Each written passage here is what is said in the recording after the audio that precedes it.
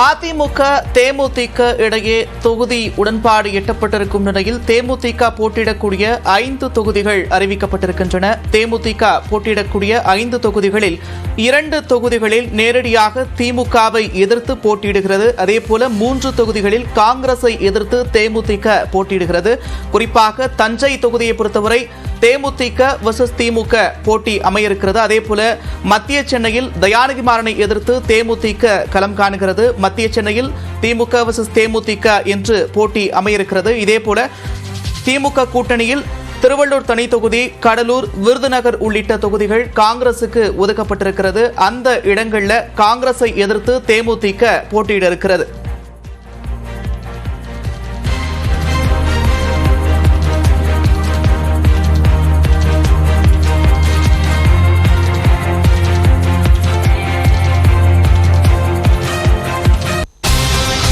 கூடுதல் விவரங்களை பகிர்ந்து கொள்வதற்காக செய்தியாளர் தமிழரசி இணைகிறார். தமிழரசி, 5 தொகுதிகள் அடையாளம் காணப்பட்டு அறிவிக்கப்பட்டிருக்கின்றன. இதில் குறிப்பாக திருவள்ளூர், கடலூர், விருதுநகர் ஆகிய 3 தொகுதிகள் காங்கிரசுக்கு ஒதுக்கப்பட்டிருக்கக்கூடிய இடங்கள். அந்த இடங்களில் தேமுதிக போட்டியிட இருக்கிறது. குறிப்பாக விருதுநகரை பொறுத்தவரை மாணிக்கம் தாக்கூர் தற்போது எம்பியாக இருக்கிறார். அதே போல திருவள்ளூர் தொகுதியை பொறுத்தவரை ஜெயக்குமார் எம்பியாக இருக்கிறார். அந்த இடங்களில் போட்டி எப்படி இருக்கும்? தமிழரசி, விவரங்கள்.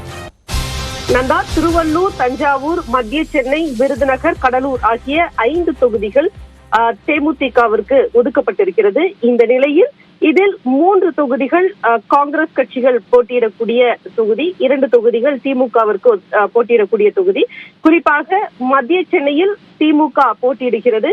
இங்கு தற்போது தயாநிதி மாறன் வேட்பாளராக எம்பியாக இருக்கிறார். அவர் மீண்டும் அறிவிக்கப்பட்டிருக்கிறார்.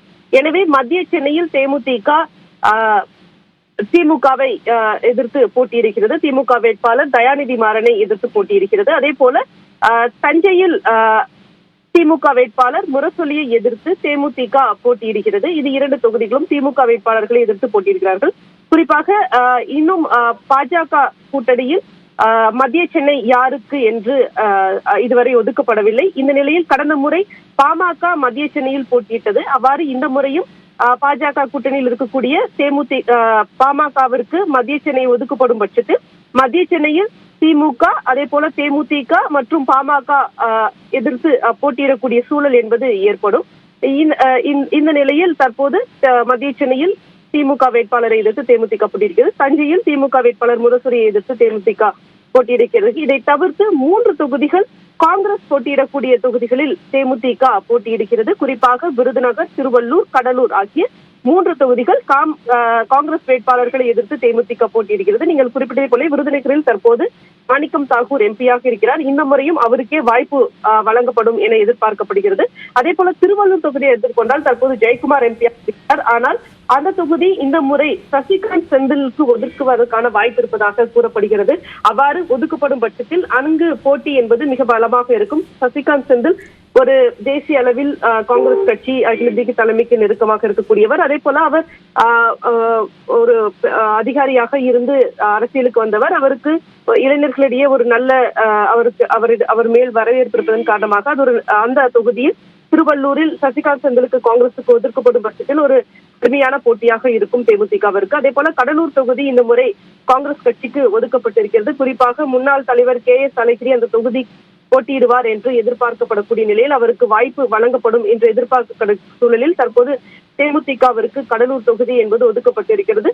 எனவே இந்த 5 தொகுதிகளிலும் தேமுதிகவிற்கு ஒரு கடும் போட்டி இருக்கக்கூடிய ஒரு சூழலே இருக்கும் என எதிர்பார்க்கப்படுகிறது. நன்றி தமிழரசி, விரிவான விவரங்களுக்கு.